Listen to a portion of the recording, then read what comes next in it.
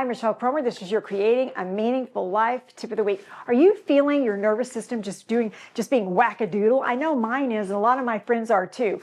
Did you know your home can either activate your stress or soothe your soul? Feng Shui, an ancient practice of arranging space for balance and flow, isn't just about design. It's a tool to regulate your nervous system and bring your body back to harmony. And here's how. Number one, clear your clutter. Visual chaos leads to mental chaos. When your space is overwhelmed, guess what? So is your brain.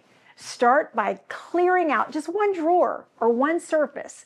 That tiny shift can send a calming signal to your entire body. You are safe. You are here. You are caught. Number two, add softness. In Feng Shui, too many hard edges or cold colors can stimulate that nervous system and make that flight or flight mode activated. So balance your space with gentle lighting, natural fabrics, and rounded shapes.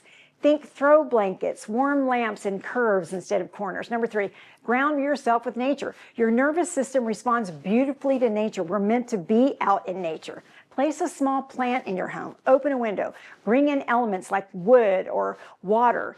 These earth elements are deeply calming and connect us to a sense of stability. Number four, let the energy flow. Blocked energy, blocked breath. Make sure your entry of your home is open, welcome, and clutter-free. When your energy can enter freely, so can your peace. When your space supports your nervous system, everything changes. You feel clearer, softer, and safer. And from that grounded place, you can begin to truly thrive. Try one of these Feng Shui shifts today and let your home become your healer. Follow me for more soul-aligned space tips. And if you want even more depth in this, you can listen to our podcast, Creating a Meaningful Life. Please ask me questions at Michelle@michellecromer.com. Thanks, y'all.